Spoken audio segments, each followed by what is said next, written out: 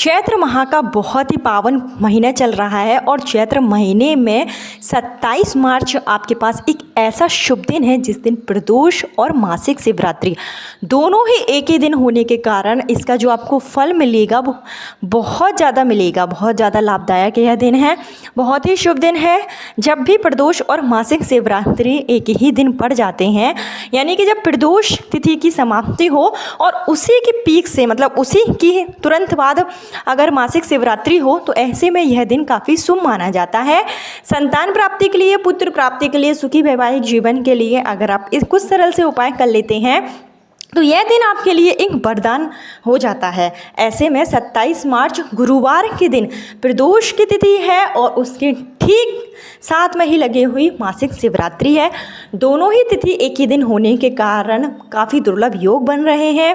इस दिन शतभिषा नक्षत्र है, साथ ही साथ जो है साध योग के साथ में शिव योग लग रहा है, शुभ योग का योग है। ऐसे में यह दिन काफ़ी शुभ माना गया है। जो भी निसंतान दंपत्ति हैं, अगर संतान प्राप्ति के लिए काफ़ी दिनों से परेशान हो रहे हैं, पुत्र प्राप्ति के योग नहीं बन पा रहे हैं, तो वो 27 मार्च गुरुवार के दिन इस वीडियो में बताए गए सरल से उपाय जरूर करें। अगर आप व्रत रखते हैं तो प्रदोष का व्रत या मासिक शिवरात्रि, ऐसी शिवरात्रि जो कि प्रदोष से ठीक लगी हुई हो, वो शिवरात्रि का अगर आप व्रत रख लेते हैं तो आपकी जो भी मनोकामना होती है वो निश्चित रूप से पूरी होती है। मासिक शिवरात्रि और प्रदोष दोनों ही शिव भगवान को समर्पित हैं।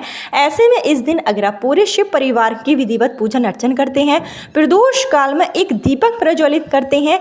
क्या दीपक आप प्रज्वलित करेंगे उसकी मैं पूरी विधि आपको बताऊंगी। साथ ही साथ अगर आप कुछ सरल से उपाय करें तो आपके लिए यह दिन बहुत ही शुभ रहने वाला है। और आपको बता दें कि चैत्र का जो महीना होता है वो बहुत ही पवित्र महीना माना जाता है। इस दिन भी, इस पूरे महीने के दौरान आप शिव भगवान की पूजन अर्चन करें, सूर्य भगवान को आप अर्घ दें, तुलसी माता की पूजा करें और साथ ही साथ आप भोलेनाथ को, जो प्रदोष की तिथि है, जो मासिक शिवरात्रि है, इन विशेष तिथियों पर अगर आप विशेष चीज़ें अर्पित करते हैं संतान प्राप्ति की कामना के साथ में, तो आपकी कामना निश्चित रूप से पूरी होती है। देवों के देव महादेव आपकी मनोकामना अतिशीघ्र पूरी करेंगे। मासिक शिवरात्रि जो है शिव शक्ति के मिलन का प्रतीक है। ऐसे में आपको जो है अपनी मनोकामना के लिए प्रदोष काल में उपाय जरूर करना चाहिए।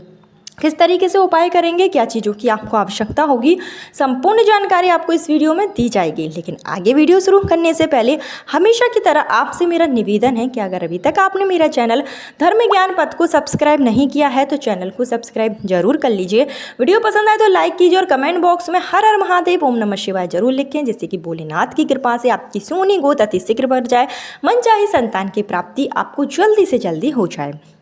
देखिए 27 मार्च को जो प्रदोष की तिथि है, प्रदोष की तिथि की जो शुरुआत होगी वो सुबह 1:43 पर हो जाएगी और इस तिथि का समापन रात्रि में 11:03 पर होगा और ठीक 11:03 पर ही चतुर्दशी तिथि लग जाएगी, यानी कि मासिक शिवरात्रि तिथि लग जाएगी। दोनों ही जो व्रत होते हैं, दोनों ही जो पूजा होती है प्रदोष काल में की जाती है। ऐसे में 27 तारीख बहुत ही शुभ दिन है और गुरुवार का दिन है, तो गुरु प्रदोष इस दिन रहेगा। गुरु प्रदोष के दिन अगर आप भोलेनाथ की विधिवत पूजन अर्चन करते हैं तो सुखी वैवाहिक जीवन की जो आपकी कामना है वो पूरी हो जाती है।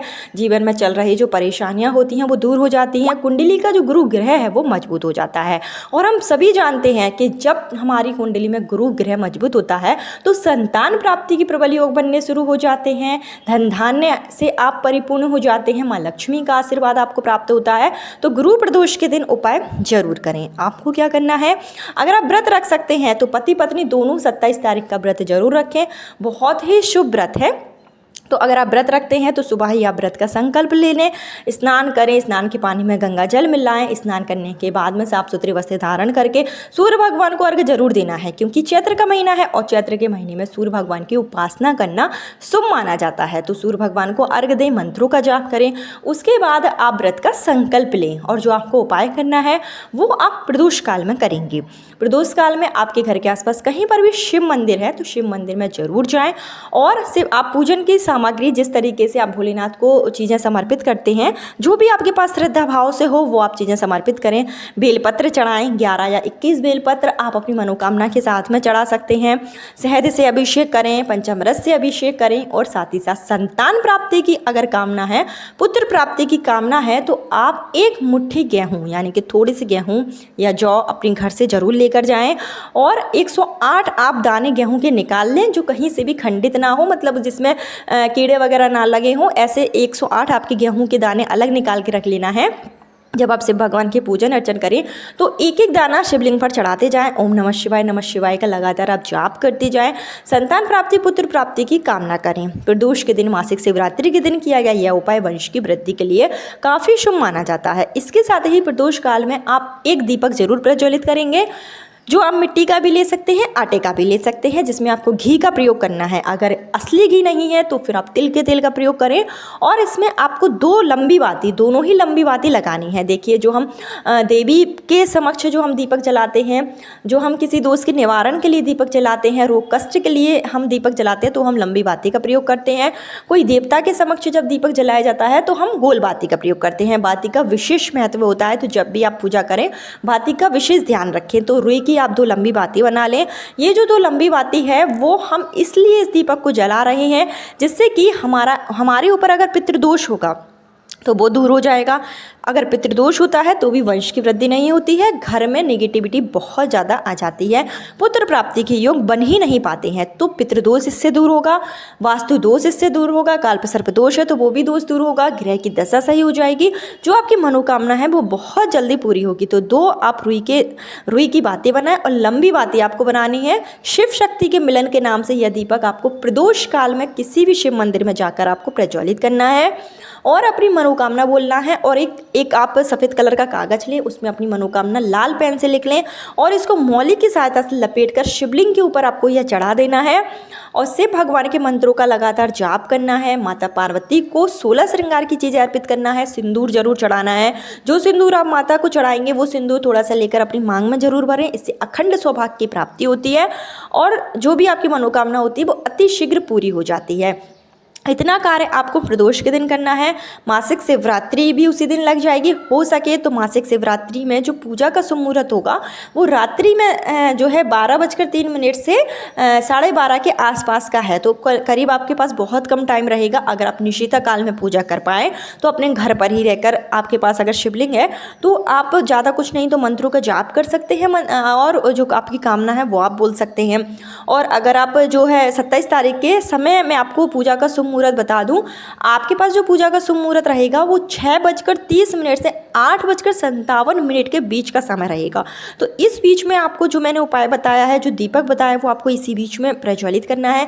इसी बीच में आपको अपनी कामना के लिए उपाय करना है। गेहूँ जो चढ़ाना है, धतूरा चढ़ाना है और अगर आपके पास बेलपत्र है तो वो आप जरूर चढ़ाएं। वो सब आपको इसी समय पर करना है प्रदोष काल में।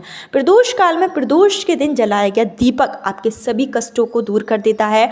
जो आपकी मनोकामना होती है वो बहुत जल्दी पूरी हो जाती है। तो 27 तारीख गुरु प्रदोष है। गुरु प्रदोष बहुत ही शुभ प्रदोष माना जाता है। गुरु प्रदोष के दिन उपाय करने से आपके जीवन में चल रही परेशानियां दूर होती हैं, वंश की वृद्धि होती है, गुरु ग्रह मजबूत होता है।